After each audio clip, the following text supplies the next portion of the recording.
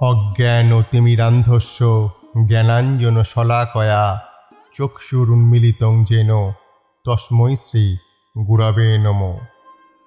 শ্রীকৃষ্ণ চৈতন্য প্রভু নিত্যানন্দ শ্রী অদ্বৈত গদাধর শ্রীবাসাদি গৌর ভক্তবৃন্দ। হরে কৃষ্ণ কৃষ্ণ কৃষ্ণ হরে হরে, হরে রাম রাম রাম হরে হরে।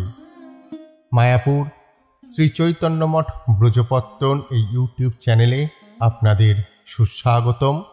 প্রথমেই সমস্ত আচার্যগণ, সমস্ত ভক্তবৃন্দ, সমস্ত মাতৃমণ্ডলী, সমস্ত গুরুভ্রাতা ও পরমারাধ্য গুরুদেবের রাতুল চরণে দণ্ডবৎ প্রণাম জানিয়ে আজ যে বিষয়টা শুনব সেটি হলো, আপনারা আগেই জানেন যে জগৎগুরু প্রভুপাদ ভক্তি সিদ্ধান্ত সরস্বতী মহারাজের যে উপদেশ তার কতিপয় শিষ্যদের দিয়েছিলেন এবং সেখান থেকে বৈষ্ণবীয় জগতে যে গূঢ় তত্ত্ব বিতরণ করেছিলেন সেটা নিয়েই আমরা কিছু সিরিজ বানিয়েছি।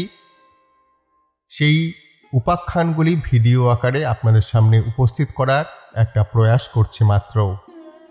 আজ সেখান থেকেই নেওয়া একটি উপদেশে উপাখ্যান, মধু ও মূর্খ মৌমাছির কথা।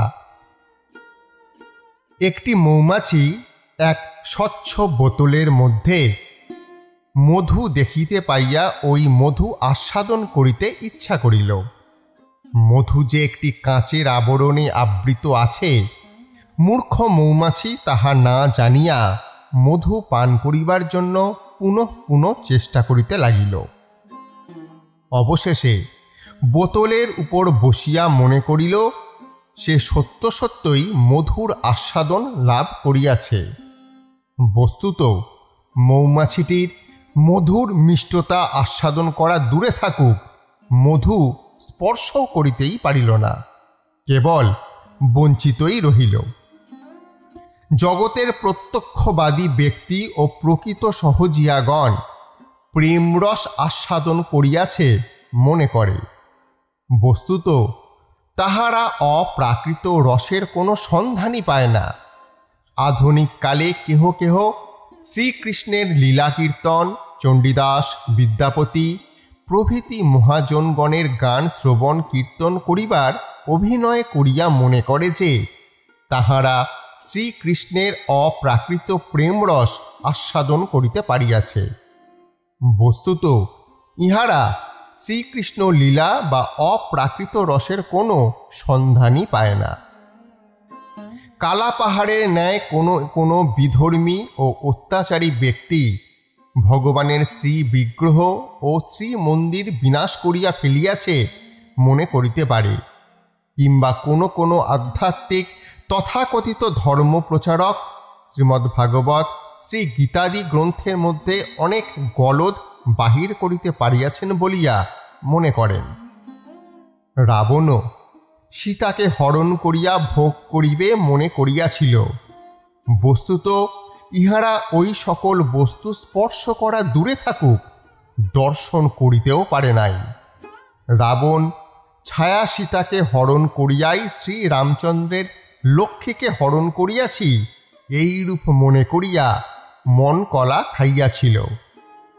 কেহ যদি ঈর্ষায় ক্রোধ ভাবাপন্ন হইয়া ভারতবর্ষের একটি মানচিত্র ছিঁড়িয়া ফেলে এবং মনে করে যে সে সমগ্র ভারতবর্ষকে ধ্বংস করিতে সমর্থ হইয়াছে, তাহা হইলে উহা যেমন তাহার মূর্খতা ব্যতীত আর কিছুই নয়। তদ্রূপ যাহারা প্রত্যক্ষ জ্ঞানের দ্বারা প্রতারিত হইয়া শ্রী হরিগুরু বৈষ্ণবের বিরুদ্ধাচারণ করে, তাহাদের চেষ্টাও মূর্খতার চরম সীমা। তাই শ্রী চৈতন্যদেব বলিয়াছেন, অপ্রাকৃত বস্তু নহে প্রাকৃত গোচর, বেদে পুরাণেতে এই কহে নিরন্তর। শ্রী চৈতন্য চরিতামৃত মধ্যলীলা 9/195 থেকে নেওয়া।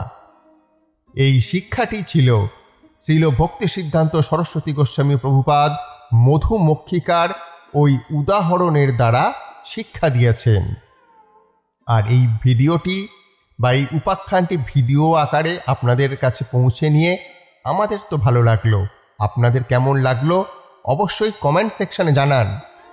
কথা দিচ্ছি পরের দিন এইরকমই আর একটা ভিডিও নিয়ে আমি শচীনন্দন আবার আপনাদের সামনে উপস্থিত হব। ততদিন সুস্থ থাকুন, ভালো থাকুন, আর কৃপা করুন আমাদের যেন কৃষ্ণপদে মতি থাকে, আমাদের গুরুপাদ পদ্মে ভক্তি যেন অটুট থাকে। জয় অনন্ত কোটি বৈষ্ণব বৃন্দের জয়, জয় আকর মঠরাজ মায়াপুর শ্রী চৈতন্য মঠের জয় এবং তৎ শাখাসমূহ সমস্ত গৌড়ীয় মঠের জয়।